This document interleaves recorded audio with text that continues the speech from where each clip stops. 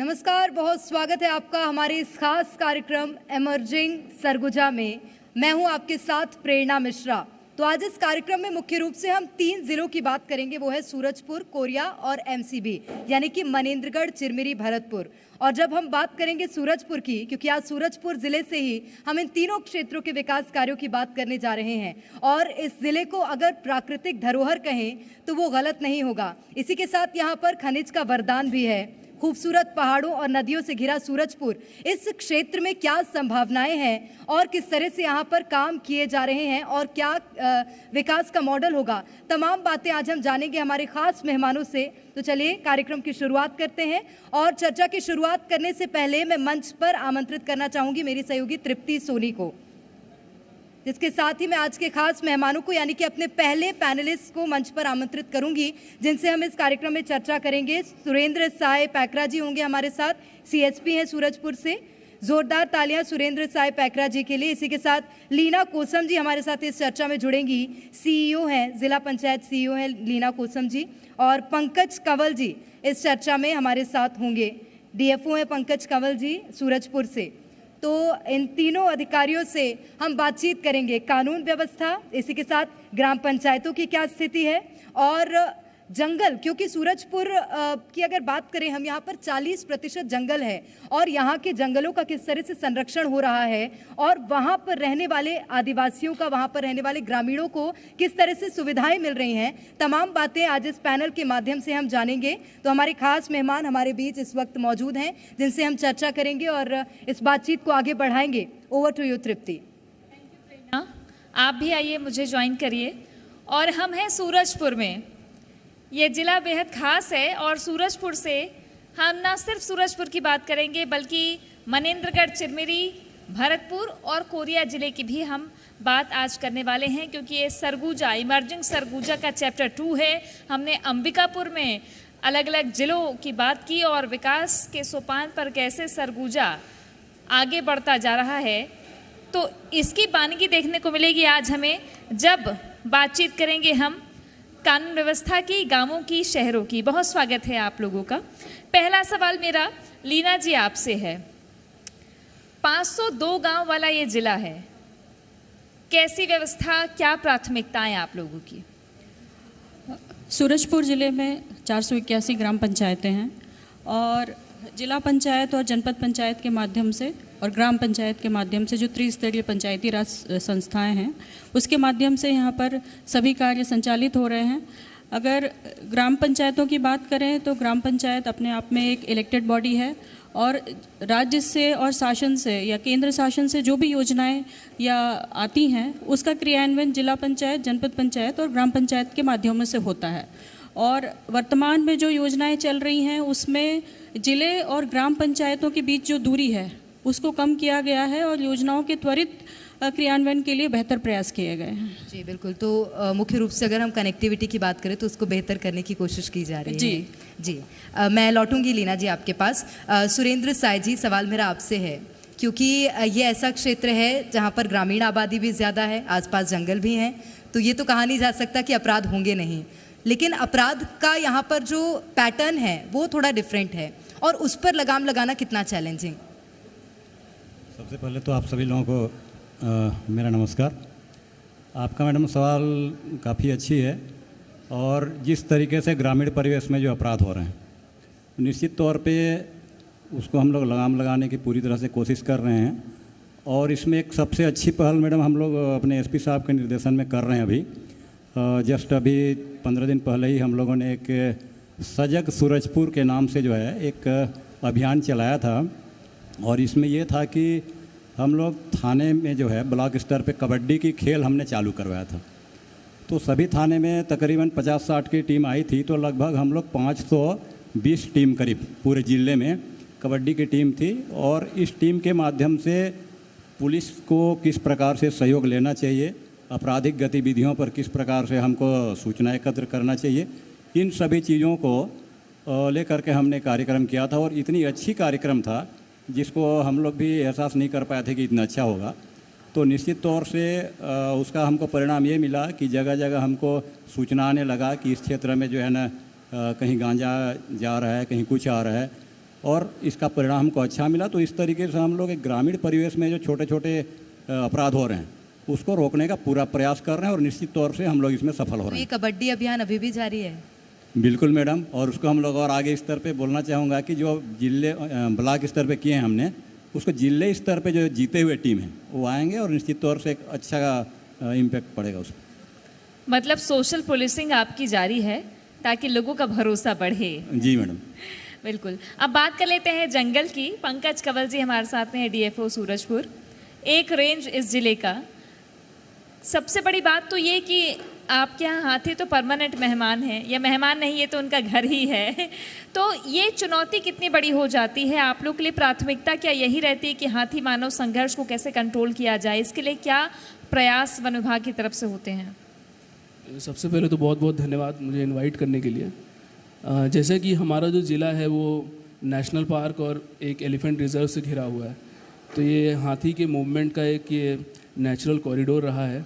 तो एलिफेंट का प्रेजेंस यहाँ पे काफ़ी अच्छी संख्या में है, और चूँकि ऑलमोस्ट आधा एरिया फॉरेस्ट एरिया है, तो जितने भी ग्रामीण इलाके हैं जो फॉरेस्ट में है या उससे लगे हुए हैं, वहाँ पर ये मानव हाथी संघर्ष का इशू बहुत रहता है। तो इसमें हमारा यही प्रयास होता है किस तरीके से कि ये लोगों के बीच में जो संघर्ष है, वन्य प्राणियों का विचरण ग्रामीण एरिया में कम से कम हो, और जो क्षति हो रही है किसी वन्य प्राणी के विचरण से वो कम से कम हो। सो लोगों को बीच में जागरूक करना है किस तरीके से अगर किसी वन्य प्राणी का विचरण हो रहा है कैसे उसको मैनेज करना है, उस टाइम कैसे रहना है। तो उसके लिए हम लोग बहुत सारे जागरूकता के कैंपेन्स करते हैं। इसके अलावा यदि कोई विचरण हो जाता है तो हाथी मित्र दल और गांव के लोगों के साथ मिल करके एनिमल को सेफली जंगल की ओर ड्राइव करना, और जंगल में उसके वन्य प्राणी के रहवास के लिए हम लोग तालाब वगैरह बनाते हैं और फलदार वृक्षों का वृक्षारोपण करते हैं कि जिससे जंगली जानवरों को जंगल में ही अपना खाना और पानी मिल जाए, तो बाहर एरिया में कम से कम विचरण हो। बिल्कुल, लेकिन तब भी कभी कभी ऐसी घटनाएं देखने को मिल जाती हैं जो कि आपके लिए भी चुनौतीपूर्ण होती होंगी। लीना जी, आपसे मेरा सवाल है, क्योंकि ग्रामीण क्षेत्र में महिलाओं की जो समस्या है उनको लेकर अवेयरनेस भी बहुत कम होती है। वो अवेयरनेस फैलाने के लिए क्या कोई स्पेशल प्रोग्राम चलाए जा रहे हैं? ग्रामीण क्षेत्र में पंचायत एवं ग्रामीण विकास विभाग की तरफ से बिहान कार्यक्रम का आयोजन होता है, जो कि लाइवलीहुड मिशन, आजीविका मिशन से संबंधित है। इसमें हमारे यहाँ 10,000 से अधिक समूह बने हुए हैं, जिसमें 1 लाख से ज़्यादा महिलाएं जुड़ी हुई हैं। और राज्य शासन का मुख्य उद्देश्य यह है कि हर परिवार से कोई ना कोई महिला जो है समूह से जुड़े, और महिलाओं का आर्थिक रूप से सुदृढ़ करने में ही उनकी सबसे अच्छी प्रगति हो सकती है, ऐसा मेरा मानना है। तो लाइवलीहुड मिशन या फिर बिहान के माध्यम से महिलाओं का समूह बनाकर उनको एक डिजिटल लिटरेसी दी जा रही है, फाइनेंशियल लिटरेसी उनको किया जा रहा है। साथ में उनको फंड्स जो हैं, रिवॉल्विंग फंड दिए जाते हैं, जिससे वो अपने समूह के माध्यम से छोटे मोटे उद्योग स्थापित कर सकें। और साथ ही जैसे राज्य की महत्वाकांक्षी योजना है गोधन न्याय योजना या नरवा गरुआ घुरवा बाड़ी, तो उसमें भी महिलाओं को वर्मी कंपोस्ट बनाने और गोबर खरीदी करके उनके आर्थिक सुदृढ़ीकरण किया जा रहा है। और साथ ही गौठानों में जो हमारे बाड़ी है वहाँ पर वो सब्जी उत्पादन कर रही हैं, मल्टी एक्टिविटी के रूप में वो मुर्गी पालन कर रही हैं, बकरी पालन कर रही हैं। और जो रीपा की गतिविधि है, जो हमारे इंडस्ट्रियल पार्क जो बने हुए हैं, ग्रामीण इंडस्ट्रियल पार्क, उसमें वो बेकरी यूनिट चला रही हैं, गोबर पेंट का उत्पादन कर रही हैं। तो ऐसी बहुत सारी योजना है जिसके तहत जो है महिलाओं को स्वरोजगार से जोड़ा जा रहा है। मैडम, आपने बड़ा अच्छा सवाल पूछा है। ह्यूमन ट्रैफिकिंग मैडम, एक तो ये है कि इस स्तर को जो है ज़्यादा से ज़्यादा अच्छे ढंग से गांव में जा कर के लोगों को प्रचार प्रसार हम लोग करवाते हैं अपने स्तर पे, और उसके लिए जब तक जागरूकता गांव में नहीं होगी तो ये बड़ा आसानी हो जाता है कि ह्यूमन ट्रैफिकिंग की क्या चीज़ है कर, क्योंकि हम लोग ये सोचते हैं कि किसी को उठा के ले गया बस वही है। लेकिन चूंकि इसकी जो कारण देखा जाए तो अलग अलग तरीके से कहीं पे क्या होता है कि गांव में जो है किसी को काम कराने के बहाने बाहर ले जाते हैं और कुछ और घटनाएं हो जाती है, तो किसी को एक समूह के तौर पे ले जाते हैं। तो इस तरीके से जो एक अनजान बन के जो लेते हैं वो हमारे ग्रामीण भाई लोग नहीं समझ पाते हैं। तो इसके लिए हम लोग कई बार प्रचार प्रसार करने के लिए चलित थाना और कई बार हम लोग अलग से मीटिंग पेट्रोलिंग के तौर पे भी हम लोग लगातार करते रहे हैं, जिससे मुझे लगता है कुछ हद तक हम लोग काफ़ी सफल हुए भी हैं। कुछ समय से काफ़ी कुछ कम घटनाएं ऐसा देखने को मिल रहा है। लेकिन पैकरा जी, ये बताइए कि ये कौन लोग होते हैं, क्योंकि नेटवर्क जो बनता है, जो यहाँ आते होंगे, ले जाते होंगे, चाहे बच्चे हैं चाहे लड़कियां हैं, उनको दूसरे क्या प्रलोभन दिया जाता है? यहाँ से एक जागरूकता का संदेश जाना चाहिए ना, ताकि ऐसे झांसे में लोग ना पड़ें। मैडम, इसमें एक तो ये है, कई बार तो ऐसा होता है कि जिस गांव के लोग हैं उन्हीं के कुछ रिलेटिव भी रहते हैं जो पहले से कहीं बाहर जाके कमा करके आए रहते हैं, और किसी न किसी रूप में कोई कंपनी या कहीं बड़े फैक्ट्री वगैरह में ये लोग जो है ना ले जाके काम कराना चाहते हैं, और उनको अधिक पैसे देने का लालच देते हैं और एक अच्छी ज़िंदगी जीने का लालच देते हैं, जो बिल्कुल निराधार रहता है। और गांव के लोगों को ये सभी चीज़ें समझ में नहीं आती है और तत्काल वो जो है ना प्रलोभन में चले जाते हैं। इसे हमने कई बार जाते हुए भी रोका है और रोक करके उन लोगों पर कार्रवाई भी हम लोग करते हैं। बिल्कुल, और जल्द से जल्द इस तरह की समस्या सुलझ पाए और कोई ठोस इसके लिए एक कदम उठाया जा सके, यही हम सोच सकते हैं सर, और यही आकांक्षा भी है पुलिस से हमारी। पंकज कंवल जी, मेरा सवाल आपसे है। वनों की जिम्मेदारी एक बड़ी जिम्मेदारी है, क्योंकि वनोपज भी वहाँ पर होते हैं और वहाँ पर कई ऐसे आदिवासी वर्ग हैं जो कि निवासरत होते हैं, उनकी सुरक्षा और वन्य प्राणियों की सुरक्षा, वनोपज की सुरक्षा, इन तीनों का तालमेल कैसे बैठता है सर? देखिए, ये हमारा जो मूल काम है फॉरेस्ट डिपार्टमेंट का, वो जितने भी वन्य प्राणी, इनका एक संरक्षण करना, संवर्धन करना और फॉरेस्ट का साइंटिफिक मैनेजमेंट करना। तो जैसे कि प्रत्यक्ष रूप में तो बहुत ज़्यादा सर्विस नहीं देते, लेकिन अप्रत्यक्ष रूप में बहुत सारी सेवाएं, चाहे साफ़ जल हो या साफ़ पानी हो और नॉइज़ पोल्यूशन, इन सबको भी जब तक फॉरेस्ट है तभी तक कंट्रोल कर सकते हैं। तो फॉरेस्ट एरिया में हम लोग जैसे बताया साइंटिफिक मैनेजमेंट के जो काम है, चाहे प्लांटेशन के वर्क हो, चाहे आर्टिफिशियल नेचुरल रीजनरेशन के वर्क हो, उसको करते हैं। फिर जैसा आपने लघु वनोपज का कहा, तो लघु वनोपज का संग्रहण वगैरह कराया जाता है और उसको हमारा जो कोऑपरेटिव फेडरेशन है उसके माध्यम से उसकी खरीदी भी होती है। तो अभी स्टेट में लगभग 67 वनोपज है जिसकी खरीदी हो रही है।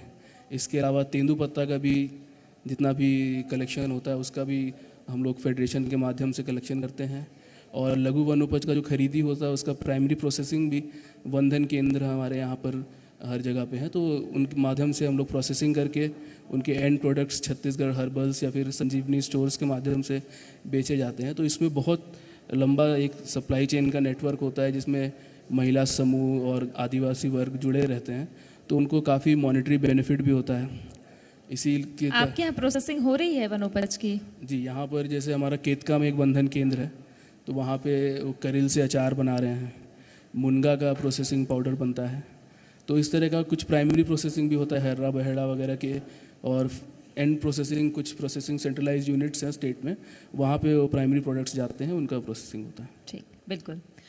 ये देखना बहुत दिलचस्प है कि ऐसे प्रोडक्ट्स, मुनगा का पाउडर अगर बना रहे हैं, और मैंने मोरिंगा की चाय टेस्ट की थी रायपुर में, तो ये स्व सहायता समूह की महिलाएं लगी हुई है जो वनोपज से प्रोसेसिंग करके अच्छे उत्पाद बना रही, जिसकी डिमांड मार्केट में है। अभी भी लीना जी, सूरजपुर के कुछ दुर्गम इलाके हैं, चूँकि बहुत बड़ा क्षेत्र है, पहुँचविहीन इलाके हैं, प्राकृतिक रूप से भौगोलिक दृष्टि से देखा जाए तो ओड़गी, बिहारपुर, इस तरफ के बेल्ट की बात करूं तो वहाँ कैसे पहुँचता है प्रशासन? सुविधाएं कैसे पहुँचाते हैं आप, चाहे स्वास्थ्य की हो, शिक्षा की हो, कैसे पहुँच पाती है? जो हमारे पहुँचविहीन ग्राम हैं, हमारे खास करके ओड़गी जनपद में है, कुछ प्रेमनगर में है और बहुत कम जो है हमारे प्रतापपुर क्षेत्र में है। तो यहाँ पर जैसे बिहारपुर क्षेत्र में हमारे स्वामी आत्मानंद स्कूल खुले हुए हैं और बिहारपुर आने जाने में कोई दिक्कत नहीं है, लेकिन वहाँ के जो अंदर के गांव हैं, अंदरूनी गांव हैं, छतरंग हो गए, लूल हो गए, वहाँ पर पहुँचने में ज़रूर दिक्कत है। लेकिन वहाँ पर समय समय पर प्रशासन द्वारा जन समस्या निवारण शिविर चलाए जाते हैं और साथ ही रेगुलर रूप से वहाँ पर बैठकें होती हैं। सीओ जनपद, तहसीलदार हो गए और जो पुलिस के स्टाफ हैं वो रेगुलर वहाँ विजिट करते हैं। आंगनबाड़ी कार्यकर्ता हैं, हेल्थ वर्कर्स हैं जो वहाँ पर पदस्थ हैं और वो वहीं पर रहते हैं, तो उनके माध्यम से शासन की सभी सुविधाएं वहाँ पहुँच रही हैं। और ऐसे जो पहुँचविहीन गांव हैं उसके लिए पंचायत ग्रामीण विकास विभाग की ओर से, मतलब हमारी जिला पंचायत से लगभग 300 सड़कें जो हैं, कच्ची सड़कें स्वीकृत की गई हैं, जिससे जो कुछ पहुँचविहीन गांव थे उनको हमने जोड़ा है। और इसी क्रम में हमारे ओडगी से आगे की जो रोड थी उसको माननीय मुख्यमंत्री जी ने भी उसको अपनी घोषणा में स्वीकृत किया था और उसका भी बजट आ गया है। तो वो भी मतलब शासन की ओर से जहाँ भी इस तरह की जानकारी मिल रही है कि हमको पहुँचना चाहिए, सभी विभाग समन्वय करके वहाँ पहुँच रहे हैं और कलेक्टर सर का भी नियमित रूप से वहाँ दौरा होता है। उनके साथ सभी विभाग प्रमुख समय समय पर वहाँ पे विजिट करते हैं और जो भी समस्याएं रहती हैं उसको ग्राउंड पे ही निराकरण करने के प्रयास किए जा रहे हैं। निश्चित रूप से तो ग्रामीण क्षेत्रों में पहुंचना ही चुनौती है, उसके बाद वहां पर पहुंचकर समस्याओं का निराकरण करना बेहद सराहनीय है और वहां पर जल्द से जल्द कनेक्टिविटी और बेहतर हो सके ये देखना होगा और ये मुझे लगता है कि आप जल्द ही पूरा करवाएंगी, आपकी जिम्मेदारी है। तो सुरेंद्र जी, मेरा सवाल आपसे है, जब ग्रामीण अंचल की बात हो रही है, आदिवासियों की बात हो रही है, तो एक समस्या जो इस क्षेत्र से उभर कर सामने आ रही है वो है नशे की। और जब नशे की समस्या बढ़ेगी तो अपराध भी बढ़ेंगे और उन दोनों पर कैसे लगाम लगाई जा रही है सर? जी मैडम, ये भी अच्छी बात है कि ग्रामीण क्षेत्र में जो एक नशे की समस्या है ये निश्चित तौर पे बड़ा व्यापक है। और दूसरी बात यह है मैडम कि हमारे यहाँ जो ग्रामीण क्षेत्र है अधिकतर आदिवासी बहुल क्षेत्र है, जिससे स्वाभाविक रूप से वहाँ कुछ संस्कृति के तौर पे और कुछ ऐसी पीने के तौर पे लोग बना लेते हैं और उसका उपयोग करते हैं। लेकिन अभी कुछ दिक्कत ये आती है कहीं कहीं पे कि उसको जो है ना व्यापारिक तौर पे जो उपयोग में लाते हैं, जो बेचने का काम करते हैं, व्यवसाय बना के करते हैं, वो चीज़ें बिल्कुल गलत है और उसको हम लोग जो है बिल्कुल थाने स्तर पे जो है ना धर पकड़ कराते हैं। और अभी तक हमने लगभग 335 प्रकरण हम लोगों ने किया है और इस तरीके से प्रकरण बनाने के साथ हम लोग समझाने का भी प्रयास करते हैं और कुछ हद तक लोग समझ रहे हैं और कुछ मात्रा में कुछ कमी हो रही है। कुछ हद तक। अच्छा, आप लोगों ने तो अभियान भी शुरू किया है ना नशे के खिलाफ? हाँ जी मैडम, वही मैं कह रहा हूँ आपको, इसीलिए बोल रहा हूँ कि कुछ हद तक हम लोग जो है ना कामयाबी हासिल किए हैं, क्योंकि पूर्णतः कर पाना तो ऐसा संभव नहीं होगा, बट जितना होगा उतना हम लोग कर रहे हैं और आगे हमारा प्रयास जारी है। बिल्कुल। और प्रयास एक और भी जंगल बचाने का, पंकज जी, तस्करी के जब मामले सामने आते हैं, चूंकि बॉर्डर का इलाका है, MP UP लगता है, तो ऐसे केसेस अमूमन आते हैं, हमने भी देखे हैं, खबरें पढ़ी हैं। कैसे लगाम लगाते हैं? कितनी मॉनिटरिंग होती है जंगल के भीतर बॉर्डर इलाकों में? देखिए, जैसा आपने बताया कि बॉर्डरिंग एरिया है और एक कॉरिडोर बनता है जिसको लोग एक्सप्लॉइट करने की कोशिश करते हैं और बहुत सारे एरिया पहुंच विहीन टाइप का भी है, बहुत ही पहाड़ी एरिया। तो ऐसे एरियाज़ में हम लोग कोशिश यही करते हैं कि एक रेगुलर पेट्रोलिंग हो और कई एरिया जो वाइल्ड लाइफ के पॉइंट ऑफ व्यू से सेंसिटिव हैं, क्योंकि टाइगर का मूवमेंट भी है हमारे यहाँ और एलिफेंट का यहाँ होता ही रहता है। इसके अलावा पेंगोलिन हैं जिसके स्केल्स की तस्करी होती है। तो कोशिश यही रहती है कि ज़्यादा से ज़्यादा पेट्रोलिंग हो इस सारे एरियाज़ में, रैंडम चेक्स हों और लोगों से ज़्यादा से ज़्यादा समन्वय रहे कि इस तरह का अगर कोई घटना हो रही है या कोई अपराध हो रहा है तो उस पर हम लोग उसको चेक कर सकें, उसमें कुछ एक्शन ले सकें। बिल्कुल। लीना जी, क्योंकि ग्रामीण क्षेत्र को आप देखती हैं और इन क्षेत्रों में कई बार डायरिया की समस्या बहुत देखने को मिलती है। वो इसलिए क्योंकि जैसे जैसे बारिश होती है, साफ़ पानी नहीं मिल पाता है लोगों को और गंदा पानी का सेवन करने से ये समस्या हो ही जाती है। और मुझे लगता है आपने भी अनुभव किया होगा कभी अपने कार्यकाल में। उसको कैसे लगाम लगाती हैं मैम? इसमें शासन से हर वर्ष जो है बारिश के पहले एक गाइडलाइन आती है, चाहे वो हेल्थ डिपार्टमेंट का हो या रेवेन्यू डिपार्टमेंट का, और PHE विभाग को भी। वो सभी पेयजल स्रोतों की सफाई करते हैं, उसमें क्लोरिनेशन करते हैं। और जो हमारी ग्राम पंचायतों में ग्राम सभा होती है उसके माध्यम से भी अवेयरनेस फैलाई जाती है। लेकिन उसके बावजूद भी यहाँ के बहुत सारे पहुँचबीन क्षेत्र हैं जहाँ पर पानी की समस्या रही है और उसकी वजह से डायरिया की समस्या उत्पन्न हुई है। लेकिन अवेयरनेस की कमी बोल सकते हैं और पहुंचबीन होने के कारण, लेकिन हेल्थ डिपार्टमेंट वहां पर जाके उन्होंने शिविर लगाए हैं और निस्संदेह इसमें व्यवस्था सुधारने की आवश्यकता है। तो जल जीवन मिशन के जो कार्य हैं अभी पूरे ज़िले में चल रहे हैं, जैसे हर घर में स्वच्छ जल पहुंच पाएगा, तो निश्चित तौर पे ही आगामी कुछ वर्षों में, 1 आध वर्ष में, इस तरह की समस्याओं से हम निजात पा पाएंगे, ऐसा उम्मीद है। अच्छा, एक चीज़ हमने बहुत अच्छी देखी है, चूँकि ये माइंस एरिया है, ओपन कास्ट माइंस हम यहाँ पे, तो ये जो केनापारा में सुसाइड पॉइंट को आपने सेल्फी पॉइंट बनवा दिया आप लोगों ने, तो ये कैसे सोच आई? क्योंकि कई बार ऐसे जगहों पर ही हादसे होते हैं। ये जो केनापारा को एक पर्यटन स्थल के रूप में जो विकसित किया गया है, इसमें हमारे यहाँ इस ज़िले में पूर्व में जो पदस्थ कलेक्टर और सीओ जिला पंचायत थे, उनके द्वारा इसको प्रारंभ किया गया था। माइनिंग क्लोजर प्लान के तहत जो है उसकी एक कार्य योजना बनाई गई थी। इसमें वहाँ पे जो पानी उपलब्ध है उसमें बोटिंग के लिए सोचा गया था, प्लान किया गया, और साथ ही एक पर्यटन स्थल के रूप में उसको डेवलप करने के लिए अन्य व्यवस्थाएं, जैसे वहाँ पर एक रेस्टोरेंट हो, गार्डन हो, वहाँ पे हट्स हों ताकि लोग रात में आके रुक सकें, और प्ले एरिया हो, इस तरह का डेवलपमेंट किया गया है। और बोटिंग भी वहाँ की जो हमारे समूह की महिलाएं हैं वही चला रही हैं, और धीरे धीरे वो मतलब एक पर्यटन का केंद्र बन रहा है। और इसमें निसंदेह सभी विभागों के सहयोग से वो कार्य हुआ है। उसमें फॉरेस्ट डिपार्टमेंट ने भी कार्य किया है, विद्युत विभाग ने किया है, ग्राम पंचायत ने किया है। तो एक समन्वय प्रयास रहा है लोगों को एक बेहतर सुविधा देने के लिए। बिल्कुल। सुरेंद्र जी, जैसा कि मैं आपसे पूछ रही थी अपराध को लेकर, अभी पुलिस की कोई अन्य रणनीति है क्या कि जो बढ़ रहे हैं अपराध उन पर लगाम लगानी है? क्योंकि ग्रामीण क्षेत्रों में तो महिला अपराध भी देखने को मिल ही जाते हैं सर, तो किसी अभियान के साथ आगामी दिनों में पुलिस आ सकती है क्या?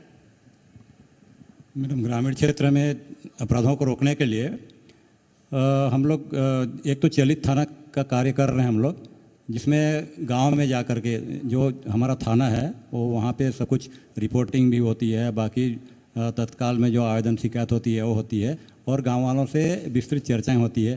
तो एक तरह से गांव का एक मित्रतापूर्ण माहौल बनता है। तो अगला जब भी कोई परेशानी आती है, दिक्कत आती है, तत्काल हमको सूचना मिलता है, और ये हमारा एक है।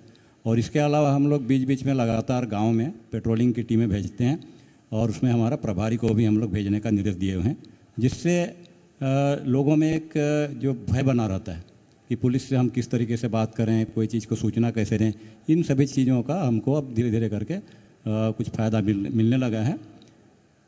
निश्चित रूप से। और इससे क्या परिणाम आगे देखने को मिलेंगे, ये ज़रूर देखना होगा सर। बहुत शुक्रिया आप तीनों का हमारे साथ बातचीत करने के लिए, और आप सभी मंच पर बने रहेगा। Over to you Tripti. Thank you Prerna. तो ये खास पैनल हमारे साथ जुड़ा, जहां वन विभाग की तरफ से पंकज जी ने बातचीत रखी, लीना जी ने जिला पंचायत को रिप्रेजेंट किया है, साथ ही पुलिस किस तरीके से काम कर रही है ये बताया हमें पैकरा जी ने। आप तीनों के सम्मान के लिए मैं बुलंदशहर के एडिटर मोहित सिन्हा जी को मंच पर कि वे आए और हमारे मेहमानों का सम्मान करें। इमर्जिंग सरगुजा, जहां हम बात कर रहे हैं सूरजपुर, मनेंद्रगढ़, चिरमिरी, भरतपुर और कोरिया जिले की बात। ये 3 जिले ऐसे हैं जो सरगुजा के वो इलाके हैं जहां घनी आबादी के बीच में, जंगलों के बीच में एक आबादी बसती है, और उन जंगलों का दोहन सदुपयोग किस तरीके से हो, बेहतर दोहन कैसे हो, इसके लिए सरकार की योजनाएं फलीभूत कैसे हो रही हैं, इस पर बातचीत हमने की है। पंकज कंवल जी डीएफओ है सूरजपुर के। वनोपज संग्रहण में लगातार सूरजपुर जिले में अलग अलग तरीके से टास्क पूरे किए जा रहे हैं। इसके साथ ही हमारे साथ में लीना जी जुड़ी। लीना जी जिला पंचायत की सीओ हैं। एक बड़ा क्षेत्र जहां गांवों तक सुविधाएं पहुंचाना प्राथमिकता है और बड़ी चुनौती भी, जिसमें जिला प्रशासन अलग अलग प्रयास कर रहा है। सुरेंद्र साय पैकरा जी सीएसपी हैं सूरजपुर के। सोशल पुलिसिंग कैसी हो, वक्त की ज़रूरत है आज सोशल पुलिसिंग, जिसमें सूरजपुर पुलिस भी लगातार आगे बढ़ रहा है।